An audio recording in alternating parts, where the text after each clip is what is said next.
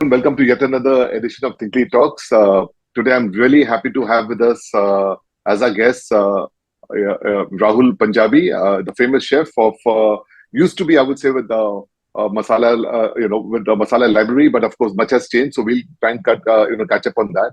But just to give you a quick background of Rahul, Rahul was formerly a chef at Sydney's renowned Peter Gilmore's Quay, restaurant, and then he's an alumnus of Cordon Bleu, Australia. He started off his journey many years back in Mumbai with the 212 Bar and Grill, and then he moved across to Sydney, and he kind of things.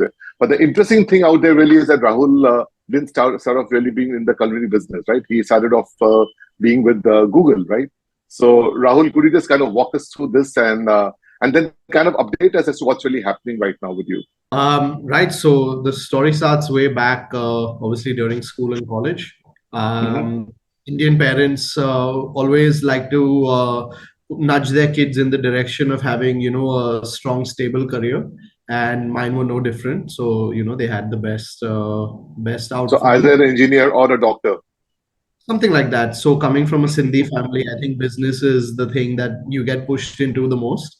And I mean, I was on board with it at the time, and I was very excited. But I always wanted to be a chef. I just work better with my hands, and that's just something that has always been my strength.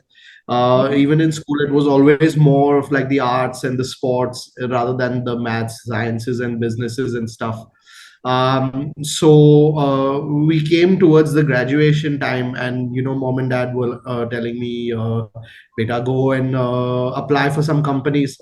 And I said, "Look, guys, I really don't want to do this. I want to be a chef. I'll apply to one company. If I get in, I'll work there. If I don't, I won't."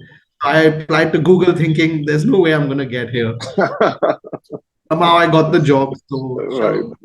let's yeah, I went for it. While working over there, you're surrounded by people who are very passionate about what they're doing, where they are, and what they want to make a career out of it over there. And me, I was just on the sort of lower end of average. Didn't really, my life wouldn't be affected one way or another, if Google grew to a new length. And so I just sort of evaluated myself at that point. I saw some people that were wonderkins at a very young age in very senior positions. And on the flip side, I saw some people who were there, they were probably 8, 10 years my senior in the same role as me. And I sort of thought that if I keep working over here, I'll probably be in the second bunch. So I might as well take a risk right now, take a big leap and leave the company. So that's what I did.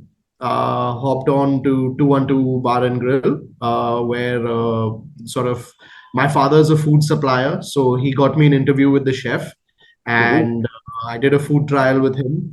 I remember he was very impressed that I knew what a fennel was and how to use it in a salad, which most kids my age didn't know. So he said, "Look, you have obviously a passion. Why don't you come on board, work with us, see if this is the industry for you?" So that's exactly what I did. I spent 1 year working over there, and then moved on to Sydney at Le Cordon Bleu. Um, while over there, I realized that the people around me are several years younger than me. There's a lot of time that I've spent, working and studying a different cuisine. Sorry, a different education. Yeah. Yeah. And so I have some catching up to do. And so what I ended up doing then was I got a job at a cafe. So I would go early in the morning to do the breakfast service, wrap up by about 12 o'clock, take the bus to school, finish my school, and then come back for the dinner service. So that was my life for around 9 months. It was a very hectic life, but I think it prepared me for what's to come because working in kitchens is it's like running a marathon at full speed. Yeah. Yeah. No, so I think before we kind of, double down on really what's happening now with your career, we just love to understand when you finally told your parents that, listen, you want to quit a place like Google, which still is a very aspirational company, and, get into a kitchen, right? I mean, how did it all play out? I mean, was it like a typical Three Idiots kind of that emotional scene, when the person wanted to go and become a photographer versus an engineer, or how did it really pan out for you? No, I think at that point they pretty much understood that there's nothing that's going to change his mind, and he's very Mm, he knows what he has to do. He is his own man, and he mm, we've given him opportunities. He's taken them up, and I think if he thinks that now is the time to do this, then let him do it. Obviously, there was some resistance, but at a certain point, you sort of understand that the other guy means business, and I think mm. that's where we were at. So Right, it was it right, was it was amicable. right. The other thing that really, really interests me about hospitality when you look at it overall, I mean, it just is like you rightly said, it's like a marathon, right? I mean, you just see them on a treadmill, right? It really amazes me. I mean, you kind of, let's say, for example, you stay at a hotel at a five-star, and you go in for the buffet, for the breakfast buffet, and you just see this whole, the whole chaos in the morning, and 11 o'clock they're done, and they already start setting up the lunch, and then the lunch is being laid out, and it just seems to be like a 24/7 machine. And I'm sure the kitchen must be as hectic throughout the day, right? I mean, so what really, kind of excites you about this? I mean, where's the pulse about it that really motivates you to be in this? So I think one of the best things about it is that you can't help but be in the moment, because Hmm. everything comes down to what's happening right now. So there's been so many instances where I've seen chefs who are really worried that they're running low on something. Just take French fries for example. It's an item that moves really fast. You have to Hmm. keep cutting potatoes all day, blanching them, steaming them, frying them once, frying them twice, and it's very easy to get backed up, and you always need a large quantity of that. But at the end of the day, you can't be worried about whether or not I have enough for tonight, because the Hmm. guests are here to eat right now, and they're paying to be fed right now, not for the next person to be fed at night. Right, So a lot of times you have that anxiety of, oh, do I have enough? Do I have, like, do I need more for tonight? I need more of this, I need more of that.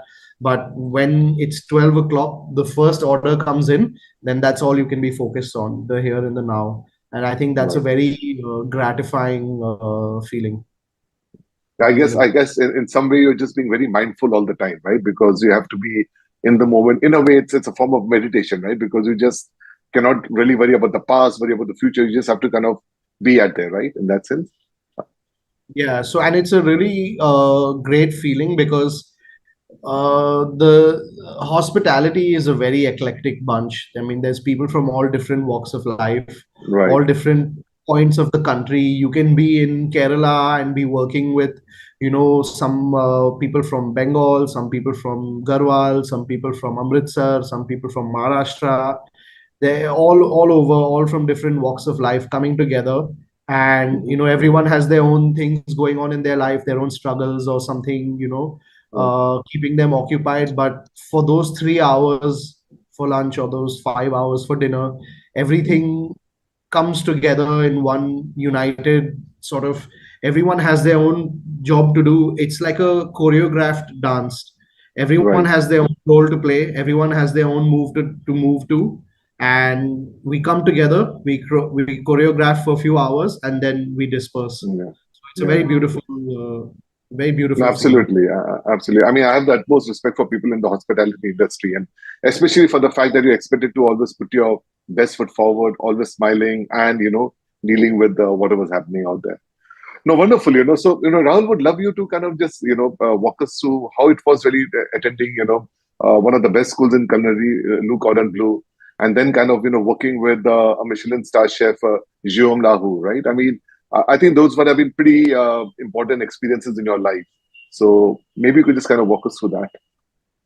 Yeah, so school was a really a very unique place. Mm, There was all the top of the line equipment. The teachers over there were, real industry leaders who had retired and then wanted to pass on to the next generation. But I must confess, I was a bad student even over there.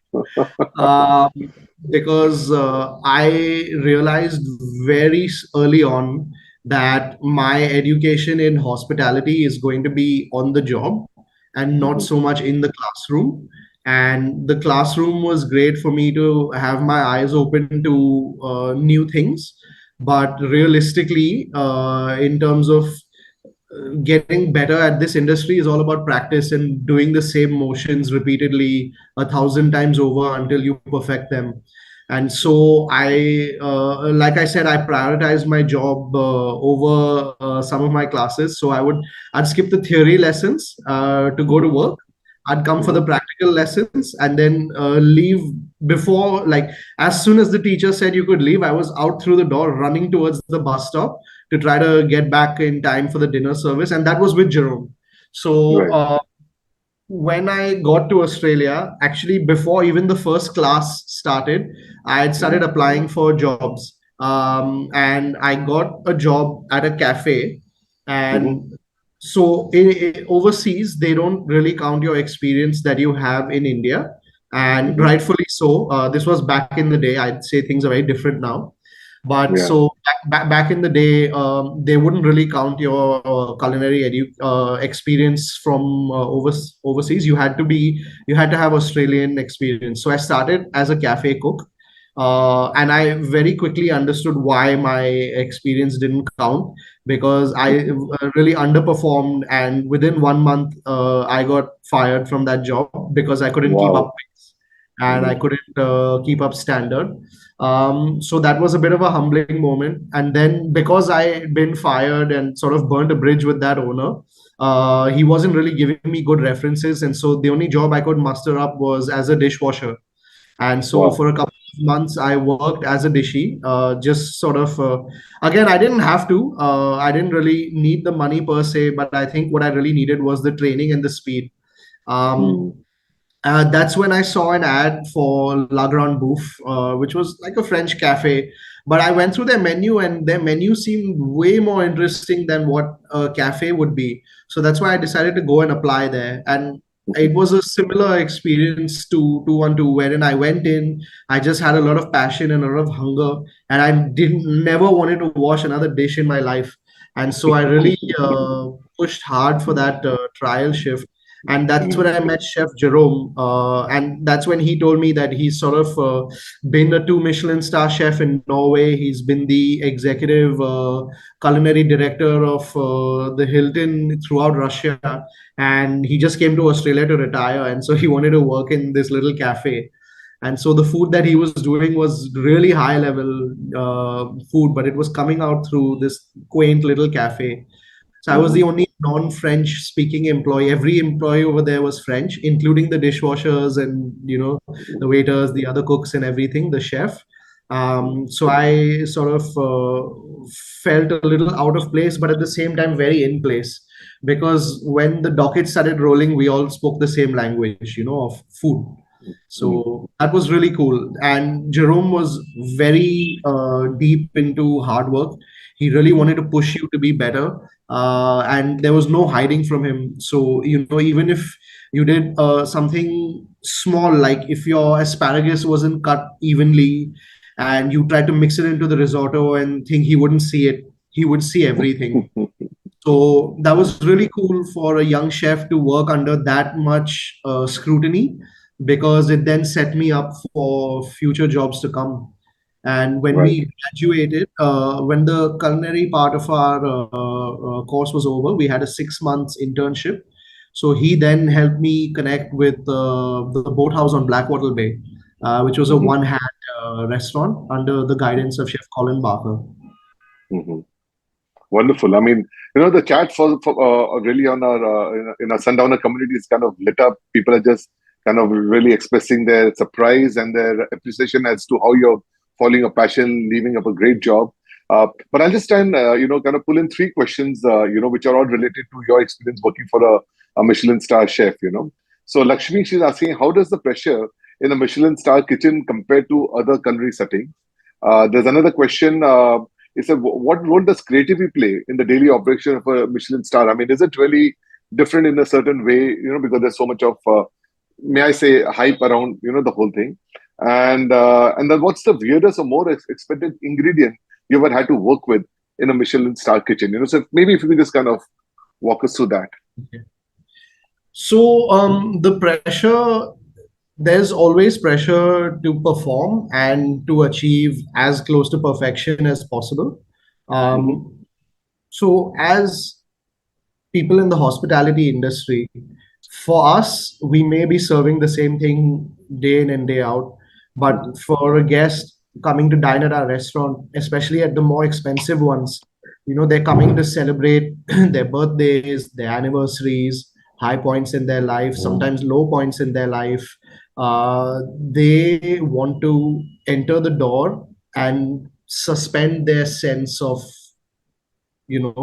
normalcy. They want to be pampered. They want to be made felt special. They want to eat the meal of their life, and it's almost like watching a movie. For those 3 hours, you're in a different place. You can leave your troubles behind, and you can celebrate good things in your life. So for us, we have to deliver. Now, obviously, that deliver in terms of the taste, deliver in terms of the timing, deliver in terms of the precision. And so there's always pressure on us right from the bottom, right up to the top. So the junior most chef who's cutting the onions, cutting the asparagus, cutting the chives, the senior chef who's cooking the food, seasoning it, and then the head chef who's creating the dishes, who's coming up with the soul of the restaurant, and also who's timing his entire brigade to make sure everyone is coordinated. That sense of pressure never leaves you, even if it's not a shouty kitchen. I've worked in shouty kitchens and I've worked in non-shouty kitchens, but that pressure never really leaves you. And I think that's what makes you perform. It's a real sink or swim environment, especially Hmm. working in the three hat restaurant Quay. I had seen a lot of people come and go, and they either work for a month or they work for a year. So if you can survive, you last, but most don't last that long. Right. And Just staying with this. Sorry, go ahead, please. no, no, go ahead. Uh, no, I was just saying that since we on this topic of Michelin-star, and I would imagine that the whole dining experience can be of two sorts, right? I mean, where people really go, and it's just really about the food, and everything has to be just about right, and stuff like that. And then you have this whole experience where the focus is a lot on the embellishment. It's about the hype. You have places like Sublimotion in Dubai, which is like $1,000 meal, the hundreds of dollars, for a wine. Like, I mean, what's your philosophy when you think about starting a restaurant or working for a restaurant? I mean, is it really about, a Toyota experience, which is it never breaks down, always gives you value? Is it about trying to offer people a premium experience like a BMW, Mercedes? Is it about giving you a luxurious experience like a Rolls Royce? Is it about giving something? I mean, so what, in your view? I mean, I'm sure every chef has a philosophy, and so what's really your philosophy when you think about dining out? So for me, obviously, flavor has to come first. Hmm. That's almost par for the course. You can't even, if you don't have delicious food, you better close up shop. Right. But for me, it's about giving customers something unique, something that I want the food to tell a story, and I want that to be my story, and as it Hmm. relates to the food that we're cooking. So, at Masala Library, for example, it was a traditional Indian fare served in a modern way. And we were in a corporate area in BKC where we were surrounded by a lot of companies and a lot of executives that would come from overseas. And the Indian CEO would have a global board of directors. He'd bring them over and be like, "Oh, come over here! I want you to try these dishes. This is what I grew up eating, and this is how it is." So at Masala Library, we I wanted to represent the the experiences of the people of Indian people, and what matters to each culture. Hmm. Gujarati, Amritsari, Mangalorean, so many different cultures and so many different cuisines, to represent those exactly in terms of flavor, and then just bring a bit of modernity onto the plate. So Right. yeah. So in your philosophy, I mean, just to kind of trying and double clicking on that whole concept. I mean, at what point do you think the whole experience starts being inauthentic? I mean, of course, you're trying to bring in the flavor. You've got fine cutlery, and got china. You've got stuff like that, right? But at what point do you think it's no more? It's just showmanship, and it's not really about offering. Look, Do you, I mean, some restaurants yeah. are about showmanship. At some places, you go for the show.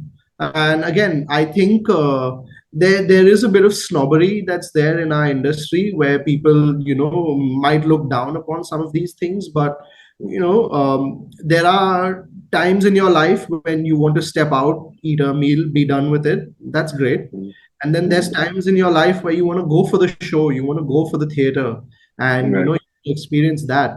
Now there's 2.5 crore people that live in Bombay, and there's only 100 that can be in my restaurant at any given point of time. Mm-hmm. So, there's always going to be someone on some day that wants to be wowed, that wants to be, swept off their feet. And so there's definitely a market for, those kind of restaurants and for those kind of experiences. So Right. I appreciate those. I don't see it as a bad thing. I just think that it's for a different occasion, and maybe a Sukh Sagar is for a different occasion. Perfect. Great answer. So the Americano out here, is saying that, look, Masala Library was my favorite go-to place to host executives from abroad. Wonderful experience. But, you just told me before that the talk started that you're no longer with them right now. So just walk us through, what prompted you to kind of relocate back from Sydney to, India. And then finally, what made you leave Masala Library? So I am someone who tries to look at my life on a 5 to 10 year sort of look 5 to 10 years ahead. I always evaluate my current position with where I want to be and what I want to be doing, Mm-hmm. and I make decisions that seem rash to people on the outside who are not living my life and not evaluating my decisions. But when I explain my decisions to myself and the people close to me, like my parents and my wife, it makes a lot of sense to us. So we can go all the way back to Google. I told you that I sort of saw the people around me and I saw 10 years ahead where my life would be and where it was headed. And I made a decision right then. I remember my colleagues and my managers at Google, the anxiety attacks that they were having when I told them that I'm quitting to be a chef. At first, they thought I was insane them. They thought I was lying to them and that I'd taken up a job at Facebook. And I said, no, I'm really quitting to be a chef, and this is what I want to do. Um, then at Before I moved to Australia, actually, the chef at 212 told me that if I stay on, he'll sort of train me up to be a sous chef, and in 1 year I'll be a sous chef. And if I go to Australia, it'll be another 5 to 6 years before I become a sous chef. He was bang on about the time frame, but for me that was the decision. At After my degree was over, I did an internship at the boathouse on Blackwattle Bay, which was a one Michelin-star level restaurant. And at the end of the 6 months, the chef told me to drop out of my degree, don't finish the remainder because I want you to work with me. Again, I looked a few years in the future and I thought, yep, that's the right decision. And so I dropped out to everyone's chagrin. And at the end, I was the sous chef over there. And Mm-hmm. shortly after becoming the sous chef, I got an opportunity to work at Quay, which was Australia's #1 restaurant. And so I quit even that job. So again, big decision. But then I got to work at Quay. I was working at Key. The pandemic came across. I started private chefing to, express my creativity and to do something that I wanted to do. I did it part time. That started doing well, and so I quit Key. Another big move, but then that business worked really well for 2 years. And at the end of that 2 years, my wife and I we decided to make another big move, come back to India. Again, a big shock to everyone, but I came back. I became the executive chef of Masala Library. And now I'm sort of looking at a more entrepreneurial side of my career where Mm-hmm. I'm to open a restaurant next year. And so even that was, we came up to the renewal of my contract, and I sort of just stopped dead in my tracks and I said, maybe I don't want to spend the next 10 years of my life, working for someone else. Maybe I want to do something of my own. So that's been the decision for me right now. Wonderful. I think there's a question here that comes from Rahul, who said, how does one put the foot down and decide to take the plunge? And he said, I always want to do something else, but I ended up in a different job. Yeah. Change worries me with the circumstances I'm surrounded in. And I think taking a cue from what you said, it's always about, I think if you really want to do something, think about the next 5 years and see Yeah. whether that life is going to be what you really want it to be, right? And if it really there's a dissonance, just go for it, right? I mean, what would you say to that? Yeah, look, these decisions are very scary.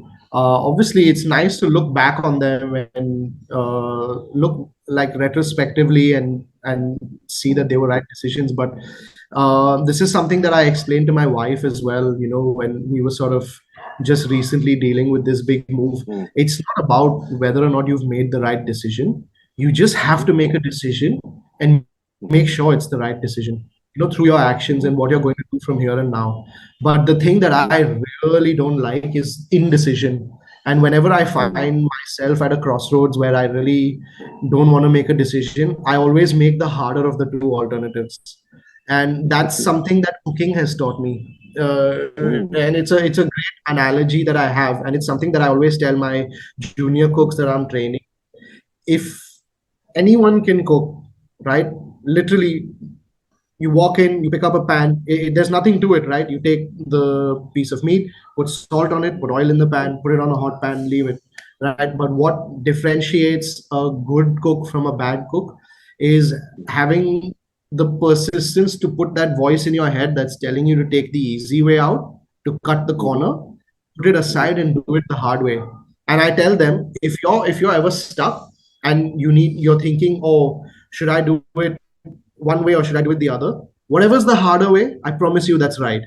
And I feel like it translates to life as well. Sometimes you find yourself at a crossroads where there's something you really want to do, but it's a big risk, it's really hard. And then there's an easier way where it's your comfort zone. You can keep at it. It's the safer option, it's the conservative option. mhm.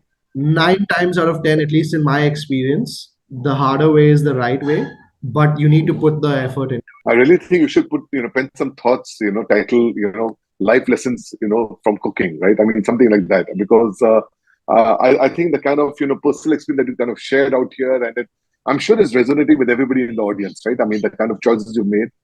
In fact, there's a question here from Darth Vader. He says that when he got laid off, after he took the decision of quitting a job like Microsoft, going to Australia, and then really eating humble pie, by getting fired, within a month, right? Did the thought of giving up ever come to your mind? Say, Oh, I let me mean, just pack up my bag. as soon as I got fired from that job, the demons get back in your head. Oh, you've quit a big job, you had an easy life at Google, you've made a decision, you're embarrassing your parents, you're this, you're that. That never runs away, but by that point you're committed and you're in too deep, so you have to turn it into the right decision. And yeah, I take much more comfort in knowing that I have the power to change my own life than I would in just having somebody else decide it for me and just living by somebody else's script. You're always going to have those voices in your head saying you've made the wrong decision. I left my job at Google. It was an easy life. You're an embarrassment. You're this, you're that. But, at the Mhm, end of the day, I was in too deep. I had to turn it into the right decision. And at that young age, I probably couldn't process it. But now, thinking back, I understand what it was. And you're committed, you have to turn it into the right decision. And at the end of the day, I am just much more comfortable taking charge and control of my own circumstance and situation rather than mhm. having it pre-decided for me by someone else and following somebody else's playbook and somebody else's Right. structure. Great. And there's this interesting question from Americano. I think, people are always curious to know that, what is the comfort food of an accomplished, chef like you? I mean, what exactly? Is it your Oh, mom's sabudana khichdi that no, I by read far and somewhere? beyond. Double chicken, double McChicken, 6-piece McNuggets, fries, and Coke. Yeah. Likewise, right? I mean, there's something about biting into a good old McDonald's, right? And the Yeah, yeah. breakfast menu. It's quite I, I nice. always I always order it extra hot. I don't mind. So this was in Australia, right? We're going through the drive-through. I wouldn't mind backing up the drive-through. I'd be like, yeah, that's fine. I'll park my car ahead. Just make it extra hot for me, please. Oh, yeah, that's me always ordering my coffee extra hot, and fighting with the Starbucks guy, saying that it's okay. We Indians like stuff a little extra hot, right? And that's Yeah. amazing. Um, so now that you're on entrepreneur journey, something that's really kind of made me think about is that why hasn't India really been able to kind of you've got all these pizza joints, you've got all these chains of taco. You talked about McDonald's. Why haven't we really been able to succeed in kind of taking a franchisee of us global in that sense? I believe we have. So if you look at my former boss, Mr. Zorawar Kalra, he has Hmm. got Fuzzy Cafe, which is a brand that he started and he's taken global, and he's expanded a lot pan India as well. You look at a lot of non-metro cities right now, they've got Fuzzy Cafe, they've been fuzzified. There's been a Fuzzy Cafe explosion, and it's Indian food. It's fun, modern sort of Indian fare, and he is quite possibly the most prolific restaurateur of our generation right now. And Hmm. the entrepreneurial gusto that's within Mr. Kalra is really something unique, and it's really something that I try to emulate even right now. So Hmm. that's definitely one. But I would say India as a whole, we are not a standardized country, and we shouldn't be. I think the thing that makes us unique is the embracement of the small business. There's a lot of similarities to Japan in that sense. There's a lot of Yeah. owner operator restaurants that are micro businesses set up by the head of the household, employing the family, or the chacha's beta, the mama's beta, the this and that, and Hmm. that is the heart and soul of our country. And the sort of ad hoc type of cuisine that we have, like there's no set recipes, there's no, with McDonald's everything is pre-measured, pre-weighed out, pre-packaged, all in one serving unit. They press it, it gives the correct amount of sauce, there's no soul to it. But over here it's all about experience, touch and feel and taste, and Hmm. that for me is much more valuable. That's why I would much enjoy eating chaat from the streets than I would, necessarily eating like a Jumbo King vada pav. So Hmm. I think that's the thing that makes us unique, and we should embrace our uniqueness. Absolutely. So when you think about it, I mean, like you when you went to India in 2012 and you came back 10 years later, right? I think much has changed out here, right? I mean, you've got some really great high-end restaurants. You've got the whole cuisines that are available right now, right? I mean, the Japanese food, Thai food. I mean, it's really food. What has been your take on it? As an expert's view on this. Yeah, so this is something that I really like to stress a lot to kids these days who are entering the culinary industry. The options that are available for you right now are so much that I actually would persuade you not to go overseas. Now, Hmm. 10 years ago, when I was getting started, we didn't really have any of these options. You had to go overseas, you had to take out, these big loans and take a big risk. And then the problem is you go overseas, you have these loans to pay off, you have money to send back home. And no matter how successful you are, it makes more sense for you to stay overseas than it does to come back. But I'm very lucky, thanks to God, that I have parents who can, afford a lifestyle where I don't have to be in charge of them or their finances. And so for me, the decision was always to come back to India at a time when I'm ready to run my own kitchen and make a difference. And Hmm. fortunately, I see a lot of my peers and friends who are head chefs at other restaurants who've done the same thing. They've gone overseas, they've trained hard, they've worked really hard, they've come back, and now they're running kitchens in India up to the standards of overseas, and in some cases, even higher. And Hmm. so the options available for a young chef, young cook these days to train under someone who has that level of precision, that level of professionalism, that dedication Hmm. to ingredients, to creativity, and all.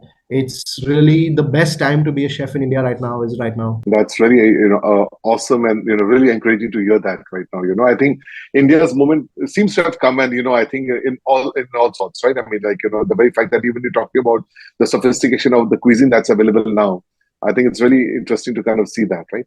And I think what's So if more you were to kind of important, what's more important is right now, chefing is becoming a professional career choice. So Yeah. earlier it was a very unprofessional labor sort of job, but right now we're seeing more professional structures coming into even standalone restaurants. We're seeing, a clear career path that the chef is creating for his cooks. We're seeing people whose education is actually being used rather than it just being like an entry level ticket like it was for me, into the industry. And so right now it's the kind of place where you can actually have a career, you have a set of structured growth path to go. And I really encourage my colleague chefs to keep this going, and for us to build that environment where people can thrive and use it as a career option rather than a rebellious angst against their folks or whatever. Right. And there's a question to on that from Neha, which is just saying that what would you kind of really advise the young people who becoming chefs or looking at it as a career, because it fundamentally is a very stressful job, right? I mean, and there's really every day you have to be on your toes delivering the same thing, right? So how do you really kind of advise them to remain calm, to stay collected, and to kind of deal with the pressures of this job? Look, my advice, my boilerplate advice to any young cook who's just graduating from an IHM today would be: first, you make a decision whether you want to work in a hotel or a standalone restaurant. Those are two different Hmm. specializations, and they have two very different career pathways. A hotel is a little bit Right. more like working in an MNC, where there's a already set structure, there's a hierarchy in place, and you're just trying to grow within the hierarchy. Now it comes with a Right. lot of perks, and it comes with a lot of amenities and stuff right off the bat. But in the long run, it limits your career options, because as you get to the top, the opportunities get fewer and fewer, and you're statistically not likely to be the guy at the top because there is only one or two. Uh, Right. that suits a certain person who likes that kind of structure and who just wants it to be a career.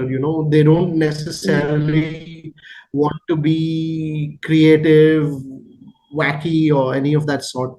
Now, if you are a Mm. bit more creative and bent, like I was as well, get a Mm. standalone restaurant, find a chef whose work inspires you and Mm. whose personality vibes with you. So if Right. you are able to find that person who is the right mixture of like hardness, as well as you being on the same level personality wise, work with Mm. that person for at least 3 years to start with. Learn everything you Right. can from that kitchen. Take that chef's blessing and move up a level which scares you. Mm. Move up a Right. level you think you're not ready for yet. Take the hits as they come, work hard, and eventually you'll be in a place where you're able to run your own kitchen, and then the opportunities just come flying your way. Right. Right.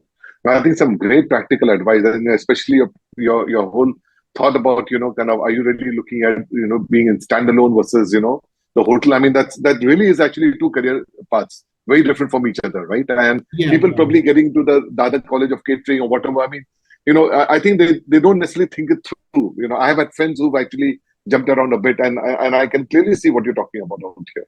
Right. yeah, Yeah. yeah. And they're both good options. So I'm not Yeah. looking down on one or the other. Yeah, yeah. You just need to know what you want to pick, choose, and where you really see yourself, like you typically say, 10 years down the line, right? I mean, what will Yeah. is the future that really appeals to you. So talking about that, I mean, I think there are trends in every industry, and I'm sure even the whole business of food, the whole business of cuisine, culinary has its trends, right? I mean, what are you seeing happening out over the next 5, 10 years? How do you see the industry playing out now?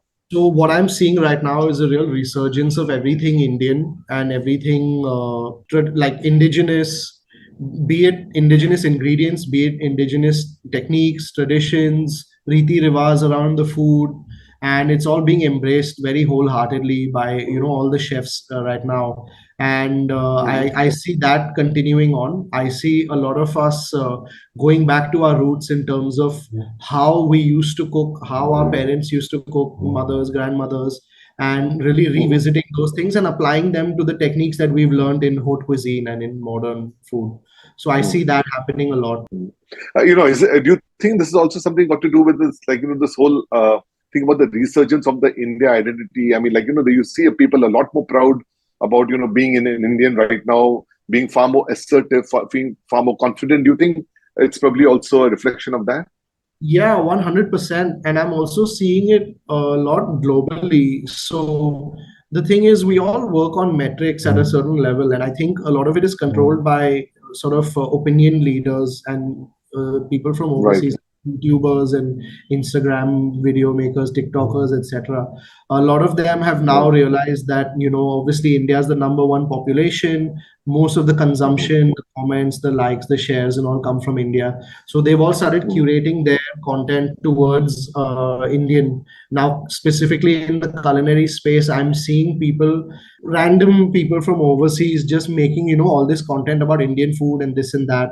Some of them do a really good job because they really embrace the actual recipe. They Right. do a lot of research. Obviously, some of them are just doing it for the likes and whatever.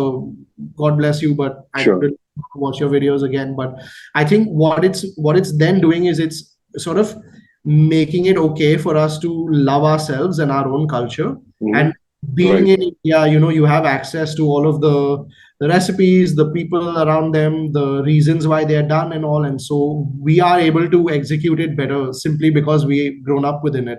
And then, there's just been so much of advance that's come our way, in technology, especially, over the last few years, when it comes to AI and stuff like that, right? I mean, that's something that seems to be disrupting almost every industry, like, technology, AI, and stuff like Yeah. that. I mean, do you see any possible impact that might have, I don't know, in the food Oh industry, yeah, I maybe in the use dining experience? I Yeah. use ChatGPT a lot. Yeah, it's really helpful. It's like having a For personal what exactly? Oh, it's just research, menu planning. Sometimes you want to know the story behind an ingredient, the story behind a dish, and that comes in really helpful. It's actually helped me come up with a few menu items as well. So, to give you an example, in April of this year, I did a collaborative dinner with a chef, a friend of mine from Australia. His name is Eska Hmm. Khu. So he is sort of doing this tour circuit around Asia, and now he's also doing Europe. So where he's visiting different restaurants in each country, and he's doing a collaborative meal to celebrate Hmm. the thing that makes that country unique. So we were very fortunate that he chose to do it with Masala Library. Now, Hmm. while I was in Australia, we used to do this dry aged duck, where you take the whole Hmm. duck on the breast and you sort of add some koji, which is a good bacteria to it, and you would leave it in the fridge for 14 days. So it would very slowly draw out all the moisture. It would soften the meat. It was a really lovely thing. But I was thinking of a way that I can use it towards Indian food. And so Hmm. I was trying to do my own research, but really I had so many things on my plate that I didn't really have a lot of time to do it. So I opened Chat GPT and I started asking around, like, tell me about a Indian duck dish. And then it Hmm. found Thuravu roast from Kerala. And I said, okay, great, tell me Hmm. the story behind the dish. So it turns out the chef had chicken on his menu. He ran out of chickens, and he had a duck in his backyard. So he took the duck, made a dish out of it, and the locals really loved it. And so from then, it started the culture of eating duck in that specific part of Kerala. So it was a really Right. wonderful story, which I wouldn't have known Mm. without ChatGPT. And then making the recipe, coming up with it, I basically did 3 hours worth of work in 20 minutes. Wow, amazing. And I think you also seen the experience, right? I mean, you have all these menus which have now all become, QR code led and stuff like that. The whole Zomato Swiggy experience for for really getting the food delivery. So it's touched us in some ways, but I think it's very interesting to hear your personal story about how you use it to actually kind of build out on the menus and all. Yeah, Yeah. yeah, Look, the way yeah. I see it is you could either look at it as something being replaced, or you Hmm. could use it, you could treat it as a skill to get better at it. And then you find out that Right. it's just a resource that's making you more productive in your Hmm. job. So, Right. Right. it's again, I'm never afraid of new things and being uncomfortable in a situation. So I just think that you have to embrace it. They're amazing. And there's this, let's move maybe to the last question. Darth Vader back here asking again that which Indian chef inspires you the most? And maybe you could add to that, which chef, globally inspires you the most? Okay, so the Indian chef that inspires me the most is my friend Varun Totlani from Mask. Mm. He is really leading the charge in terms of Indian cuisine and Indian ingredients and everything innovative that you can do with it. And it's Mhm. no doubt in my mind why he is the number one restaurant in India, and I'm sure he's going to climb even higher and reach the number one spot in Asia in the next couple of years. So he Lovely. definitely inspires me within the Indian chefs. And within the just global chefs in general, there's a chef called Bjorn Franson from Sweden, and Mhm. his just everything about his philosophy, his food, and the delicacy, but also the precision that's involved is something that I always aim to emulate. Right. Lovely. And maybe one final question. How many years more before India gets its first Michelin-star restaurant? Oh, look, Michelin is never going to come to India, and neither should they. There's no need. It's just a guide. It's just a guide that Mhm. reviews restaurants. It's a financial Mhm. reason why they won't come in. But Right. India already has restaurants that I would deem at a Michelin level. Definitely, Mm. Masala Library was one of them. Definitely, Mask is at a two Michelin star level. There's a lot of Mhm. restaurants right now that if Michelin were in town, they would have their stars. So that day Mhm. has come, and it will continue. The industry will continue growing. But I think what we really need is our own people to make their own guide, which hands out Yeah. these ratings. Yeah. Not necessarily as a top 100, but as a star system rating, because or Mhm. a hat system or anything of that sort. So in Australia, there's no Michelin stars either. It's called Chef's Hats, and Mhm. it's run by the Good Food Guide. It's Right. the same point scale. It's between one, two, and three. Mhm. And but what that does is it makes it really effective for you as a guest or as a diner to decide where you want to eat at tonight. So Right. you look at a one hat restaurant, that's like a nice meal out. You can go out with your work friends, you can go, it's going to be a good meal, it's going to be fancy, but it's not going to break the bank necessarily. You look at two Right. hats or two stars, that's a special occasion meal. You need to dress up to go there. It's a bit more formal, it's a bit more of an event, and it's going Mhm. to be a fabulous, fantastic meal, something you'll talk about for the rest of the year. And then you look at a three Michelin star or a three hat restaurant, there's maybe one or two in the whole city or in the whole country, and it's the Mhm. kind of meal where you probably plan your whole year around it, you probably plan your whole travel around it. It's Mhm. sometimes even a once in a lifetime experience for some people. And Mhm. it's that level of care, not only to the food, to the service, to the sourcing, to the ambience, to the entire experience. And so if you have that scale of rating, I think that's what's needed. And I don't believe there's any three stars or three hats in India at the moment. And hopefully, one day we'll get there. No, wonderful. I think Rahul, this was really fantastic. I think really loved the whole conversation that we had over the last, I think, 45, 50 minutes, and really helping us demystify, what it is to be a chef, to be an accomplished chef, to be in the culinary business, to really look at the trends, and especially what could the youngsters who kind of choosing this path right now, what they could do, So thank you so much, and wish you the very, very best with your new entrepreneurial journey, your new phase of your life, and do let us know as and when the restaurant opens up. We would love to just catch up with you out there. Thank you, Vivek. Thanks for having me. It's been an absolute pleasure, and look forward to us meeting up soon. Absolutely. Thank you so much. Have a good one.